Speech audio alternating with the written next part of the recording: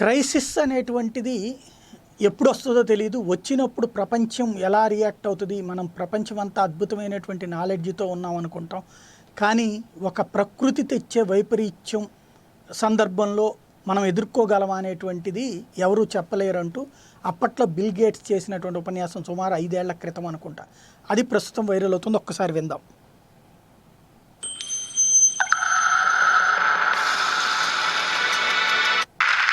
Like this down on our bed. Today, the greatest risk of global catastrophe doesn't look like this. Instead, it looks like this. If anything kills over 10 million people in the next few decades, it's most likely to be a highly infectious virus rather than a war.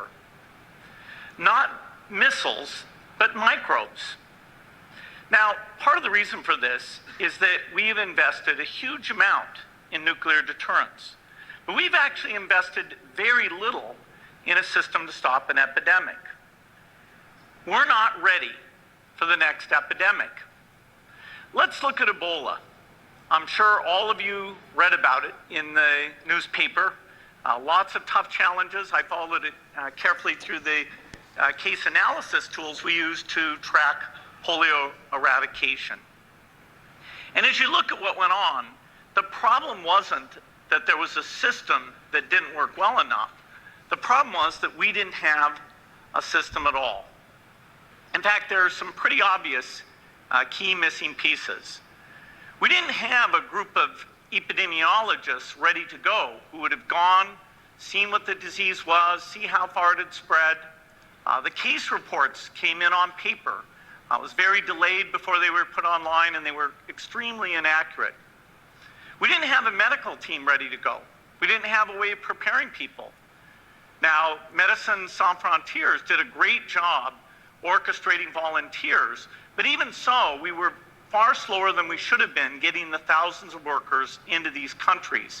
And a large epidemic would require us to have hundreds of thousands of workers. There was no one there to look at treatment approaches, no one to look at the diagnostics, no one to figure out what tools should be used. As an example, we could have taken the blood of survivors, processed it, and put that plasma back in people to protect them, but that was never tried. So there was a lot that was missing, and these things are really a global failure. The WHO is funded to monitor epidemics, but not to do these things I talked about. Now, in the movies, it's quite different. There's a group of handsome epidemiologists ready to go.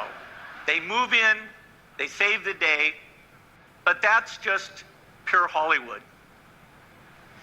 The failure to prepare could allow the next epidemic to be dramatically more devastating than Ebola. Let's look at the progression of Ebola over this year. About 10,000 people died, and nearly all were in the 3 West African countries. There's 3 reasons why it didn't spread more. The first is there was a lot of heroic work by the health workers. They found the people and they prevented more infections. The second is the nature of the virus. Ebola does not spread through the air. And by the time you're contagious, most people are so sick that they're bedridden. Third, it didn't get into many urban areas, and that was just luck. If it had gotten into a lot more urban areas, the case numbers would have been much larger. So next time we might not be so lucky. You can have a virus where people feel well enough while they're infectious that they get on a plane or they go to a market. The source of the virus could be a natural epidemic like Ebola, or it could be bioterrorism.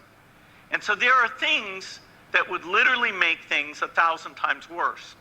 In fact, let's look at a model of a virus spread through the air like the Spanish flu back in 1918. So here's what would happen. It would spread throughout the world very, very quickly. And you can see there's over 30 million people die from that epidemic. So this is a serious problem. We should be concerned. But in fact, we can build a really good response system. We have the benefits of all the science and technology that we talk about here. We've got cell phones to get information from the public and get information out to them. We have satellite maps where we can see where people are and where they're moving. We have advances in biology that should dramatically change the turnaround time to look at a pathogen and be able to make drugs and vaccines that fit for that pathogen. So we can have tools, but those tools need to be put into an overall global health system, and we need preparedness. The best lessons, I think, on how to get prepared are, again, what we do for war. For soldiers, we have full-time waiting to go. We have reserves that can scale us up to large numbers. NATO has a mobile unit that can deploy very rapidly. NATO does a lot of war games to check, are people well trained? Do they understand about fuel and logistics and the same radio frequencies? So they are absolutely ready to go. So those are the kinds of things we need to deal with an epidemic. What are the key pieces? First, ఇక్కడ ప్రధానంగా ఇందులో ఆయన గుర్తు చేసింది నిజం. మన దగ్గర సాంకేతిక పరిజ్ఞానం పెరిగింది, కానీ దాన్ని సద్వినియోగం చేసుకుంటూ భవిష్యత్తుకు సంబంధించినటువంటి ప్రణాళికలకి ప్రపంచం సిద్ధంగా లేదు. పాత అనుభవాల్ని మనం గుర్తుంచుకోవట్లేదు. ఒక ఫ్లూ లాంటి సందర్భంలో 1918లో వచ్చినట్టు 33 మిలియన్ల ప్రజల ప్రాణాలు ప్రపంచం అంతా పోయినాయి. అదే సందర్భంలో ఓ ఎబోలా లాంటిది ఇప్పుడు ఆధునిక యుగంలో వచ్చినప్పుడు 10,194 మంది వరకు చనిపోయారు. అలాగే ఇలాంటి ఒక వైరస్ ఇష్యూస్ వచ్చినప్పుడు ఇదివరకటితో పోల్చుకుని సాంకేతిక పరిజ్ఞానం ఉందనుకుంటున్నాం, కానీ మనం సిద్ధంగా లేము. ఇక్కడ వైద్యులు సిద్ధంగా లేరు, వైద్య సిబ్బంది సిద్ధంగా లేరు. ఇమ్మీడియట్గా ఎలాంటి యాక్షన్ తీసుకోవాలో లేనటువంటి పరిస్థితి ఉంది. దానికి తగినటువంటి వ్యవహారం ఆలోచించారు వరల్డ్ హెల్త్ ఆర్గనైజేషన్ లాంటి వాళ్ళు. దాని మీద సీరియస్గా కాన్సన్ట్రేట్ చేయాలని ఆ టైంలో వెటకారం చేసినటువంటి వాళ్ళకి ఇప్పుడు ఏం సమాధానం చెప్పాలో తెలియనటువంటి పరిస్థితి. ఒక సాఫ్ట్వేర్ రంగ నిపుణుడు ఇచ్చినటువంటి సలహాని వైద్యంతో తెలియదన్నట్టుగా లైట్ తీసుకుంటే జరిగినటువంటి పర్యవసానం ఇది.